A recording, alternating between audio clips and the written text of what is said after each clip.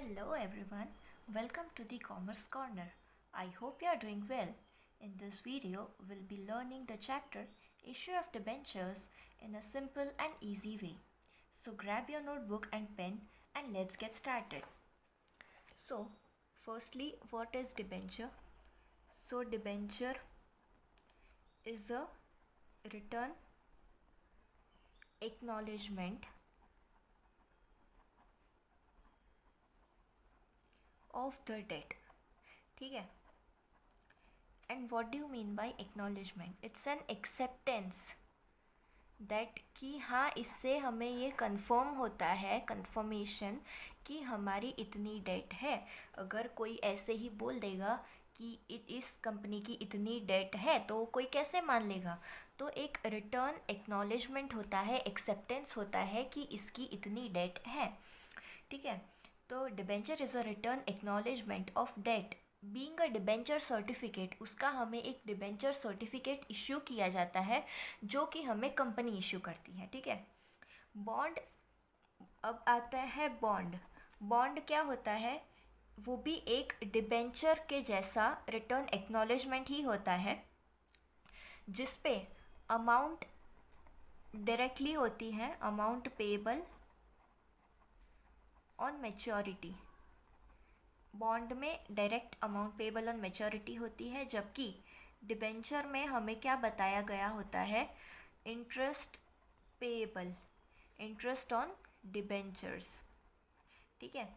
ऐसा बोलते हैं ना कि 10% debentures, 9% debentures, so that is -% debentures in anything. और बॉन्ड में होता है एक फिक्स्ड अमाउंट जो मैच्योरिटी होने पर, से for example 5 years, 10 years, 15 years, ऐसी मैच्योरिटी का पीरियड होता है. जब वो ख़त्म होता है तब हमें अमाउंट पे करनी रहती है. अब हम डिस्कस करते हैं difference between debenture and share. Debenture और शेयर में डिफरेंस क्या है? पहला बेसिस है ओनरशिप. डिबेंचर कौन ओन करता है? तो debenture is borrowing of the company, जो कंपनी बोरो करती है. इसका मतलब कि जो डिबेंचर होल्डर होता है वो लेंडर होता है. यानी कि जो लेंड करना मतलब किसी को देना, जो दे रहा है उसको लेंडर बोलते हैं. तो जो debenture holder is the lender. ठीक है. और शेयर क्या होता है? Share is capital of the company, hence a shareholder is the owner. Debenture में कौन ओनर होता है? Debenture holder is the lender and shareholder is the owner. Second, return. Debentures में हमें क्या मिलता है? Debenture holder gets interest at the stated rate. उसका एक फिक्स्ड रेट होता है कि इस रेट पर उसको डिबेंचर्स में इंटरेस्ट मिलेगा. और शेयर में क्या होता है? शेयर होल्डर को डिविडेंड मिलता है. डिबेंचर में इंटरेस्ट मिलता है और शेयर होल्डर को डिविडेंड मिलता है इन्वेस्टमेंट पर. अब थर्ड बेसिस है रीपेमेंट. डिबेंचर्स में जो इश्यू होते हैं वो स्पेसिफिक पीरियड के लिए इश्यू होते हैं. यानी कि the debentures are redeemed in terms of issue of debentures. उसके हर एक टर्म्स होते हैं, जैसे कि debenture issued at premium, debenture issued at par, debenture issued at discount. We will see in the next part. And then share. Normally the amount of share is not repaid during the life of the company. They may be bought back by complying with the provisions of the Companies Act 2013. However, preference shares have a limited life and are redeemed on due date. यानी कि shares usually ऐसे repay होते नहीं हैं, but preference shares की बात करें तो उनकी एक लिमिटेड लाइफ रहती है और वो उनकी ड्यू डेट की, जैसे नेक्स्ट मंथ है हमारी ड्यू डेट 31 जुलाई. ठीक है. तो उस डेट को रिडीम किए जाते हैं. बट यूजुअली शेयर्स की कोई क्या बोलते हैं, कौन सी date, complying with the provisions, due date होती नहीं है. अब आता है fourth, issue at discount. Debentures issued at debentures can be issued at discount. जैसे कि मैंने बोला, डिबेंचर्स इशू होते हैं पार यानी कि इक्वल. उसका कुछ डिफरेंस नहीं रहता. जो अमाउंट है, से फॉर एग्जांपल 100 रुपीज़ है ईच डिबेंचर की, तो वो 100 पे ही इशू होगा. Then it issued at premium. अगर 10% प्रीमियम है तो 110 पे वो इशू होगा. एंड इशूड एट डिस्काउंट, तो 10% डिस्काउंट है तो 100 का 10% हुआ 10 रुपीज़, तो 100 - 10 इज़ 90 रुपीज़. तो वो इशू हुआ 90 रुपीज़ पे। और शेयर का क्या है, shares can not be issued at discount except when they are issued as sweat equity shares. Shares discount पर इशू नहीं किए जाते अनलेस एंड अनटिल वो स्वेट इक्विटी शेयर्स होते हैं। Then comes fifth, security. Debentures may or may not be secured by a charge on the assets of the company. Debentures secure हो भी सकते हैं या नहीं भी हो सकते चार्ज से। और चार्ज क्या होता है, charge means the securing the loan by mortgaging specific assets. देखो जैसे कि फॉर एग्जांपल मैंने आपसे लोन लिया है 10 लाख का, तो आप गारंटी कैसे मिलेगी कि मैं आपको वो 10 लाख विद इंटरेस्ट रीपे करूँगी। तो मुझे अपनी जो असेट्स की वैल्यू 10 लाख जितनी होगी वो आपको दे देनी पड़ेगी एज मॉर्गेज, एज चार्ज, कि हाँ ये सिक्योर है मेरा, लाइक अगर मैं रीपे ना भी करूँ तो आप वो असेट्स को बेच कर अपने पैसे मिल सकते हैं आपको, ठीक है। तो वो हुई सिक्योरिटी। और shares are not secured, share secure होते ही नहीं है। Convertibility, debentures can be converted into shares.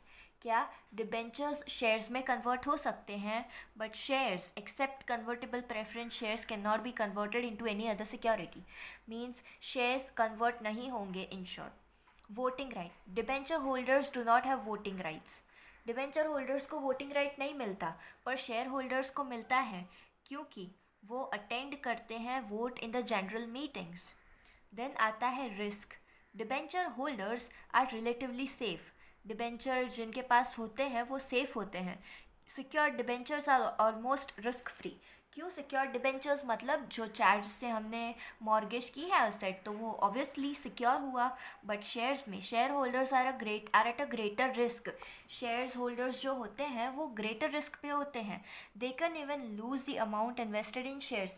उनकी अमाउंट जा भी सकती है। अगर आज शेयर की प्राइस इतनी है, लाइक से फॉर एग्जांपल 100 रुपीज़ शेयर है और वो 1 घंटे के बाद या कल उसकी वैल्यू डाउन हो गई या वो मार्केट में शेयर उतना नहीं बिकने लगा, तो हमें तो लॉस ही हुआ। Then ninth last point is priority as to repayment of principal.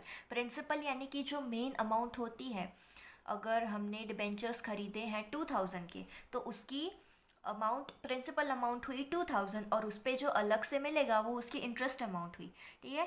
So debentures में in case of winding up of the company, जब कंपनी क्लोज हो जाएगी तो पेमेंट डिबेंचर्स का होगा शेयर कैपिटल से पहले उनको डिबेंचर होल्डर्स को दे दिया जाएगा उनका प्रिंसिपल अमाउंट। जबकि शेयर के केस में, in case of winding up of the company, payment of share capital is made after repayment of debentures.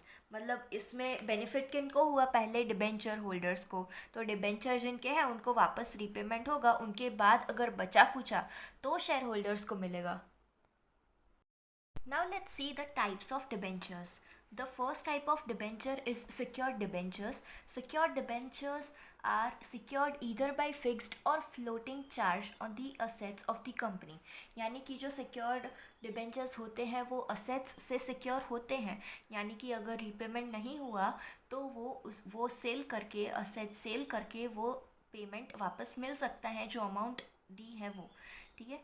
Unsecured debentures वो होते हैं जो सिक्योर्ड नहीं होते either by fixed or floating charge on the assets of the company, वो किसी भी तरीके से सिक्योर्ड नहीं होते।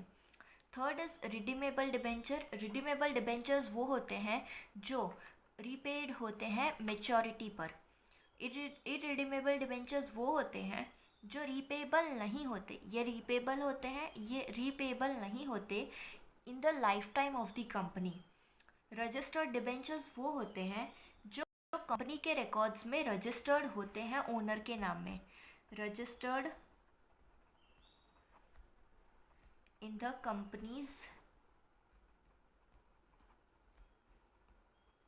रिकॉर्ड्स ओनर के नेम में। और अनरजिस्टर्ड डिबेंचर्स वो होते हैं जो रजिस्टर्ड नहीं होते कंपनी के रिकॉर्ड्स में ओनर के नाम पे और बेरर के डिबेंचर्स तरीके से, ये रजिस्टर्ड नहीं होते। और देन नेक्स्ट आता है कन्वर्टेबल डिबेंचर्स। वो डिबेंचर्स होते हैं जो शेयर्स में कन्वर्ट हो सकते हैं, कन्वर्टेड इनटू शेयर्स और न्यू डिबेंचर्स, और न्यू डिबेंचर्स, ये कन्वर्टिबल हुआ। नॉन कन्वर्टिबल क्या हुआ? वो डिबेंचर्स जो कन्वर्ट नहीं हो सकते शेयर्स में या तो न्यू डिबेंचर्स में। ये नीदर शेयर में कन्वर्ट हो सकते हैं या ना ही न्यू डिबेंचर्स में कन्वर्ट हो सकते हैं, जबकि ये हो सकते हैं। और डिबेंचर्स क्या होते हैं? वो बोरोइंग होती है कंपनी की। Debentures are the borrowings of the company, जो लॉन्ग टर्म बोरोइंग्स से रिकॉर्ड होती है या शॉर्ट टर्म बोरोइंग्स होती हैं। उनकी डेट ऑफ मैच्योरिटी के हिसाब से वो शॉर्ट टर्म या लॉन्ग टर्म हो सकती है। अगर कोई इन्फॉर्मेशन नहीं दी होती तो वो अज्यूम होती है लॉन्ग टर्म बोरोइंग्स के हिसाब से। तो debentures payable after 12 months, debentures payable after, debenture जो पेबल होते हैं 12 मंथ्स के बाद, यानी कि मोर देन 1 ईयर या 1 ईयर से ज़्यादा के बाद, वो होते हैं लॉन्ग टर्म बोरोइंग्स। उसको हम नॉन करंट लाइबिलिटी भी बोल सकते हैं। और जो डिबेंचर्स पेबल होती है विद इन 12 मंथ्स, 12 मंथ्स के अंदर अंदर, यानी कि लेस देन 1 ईयर, तो वो हुई हमारी लेस देन 1 ईयर, यानी कि वो हुई हमारी शॉर्ट टर्म बोरोइंग्स या current liability. Less than 1 year जो होती हैं वो करंट लाइबिलिटी होती है, और जो मोर देन 1 ईयर होती हैं या 12 मंथ्स, वो हुई हमारी लॉन्ग टर्म लाइबिलिटी, यानी कि नॉन करंट लाइबिलिटीज़। ओके, अब आते हैं इश्यू ऑफ डिबेंचर्स पे। तो डिबेंचर्स इश्यू हो सकते हैं कैश से, for consideration other than cash, consideration that is something in return, something in return, and the third is as collateral security. अब हम पहले देखेंगे for cash consideration. For cash consideration मतलब होता है कि जो डिबेंचर्स कैश के लिए कंपनी रिसीव करती हैं कैश और चेक के थ्रू, वो होते हैं जो डिबेंचर्स इशू होते हैं कैश के लिए, that means the company received amount in cash और चेक और a banking instrument against the debentures issued at par, premium और डिस्काउंट। ये मतलब कि कहना चाहते हैं कि डिबेंचर्स इशू होते हैं वो कैश से, चेक से या एनी अदर बैंकिंग इंस्ट्रूमेंट, मतलब कि ऑनलाइन हो गया, जीपे, डेबिट कार्ड और लाइक अदर प्लास्टिक कार्ड्स और any other method of payment. तो वो हुआ कैश कंसिड्रेशन के लिए। और जो इशू प्राइस होती है वो कलेक्ट होती है लंप सम में। What is lump sum? That is total amount paid at one time. उसको टुकड़े टुकड़े टुकड़े टुकड़े करके नहीं, उसको एक ही टाइम में पे कर दिया जाता है। और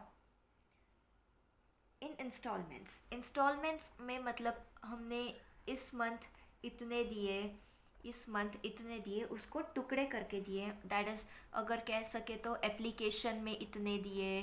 100 का शेयर है तो हमने एप्लीकेशन में दिए 40, अलॉटमेंट है तो हमने दिए 30, और अगर उसका फर्स्ट एंड फाइनल कॉल भी है, फर्स्ट एंड फाइनल कॉल, तो वो हुआ 40 और 30 70, 70 और 30 100 हो गया।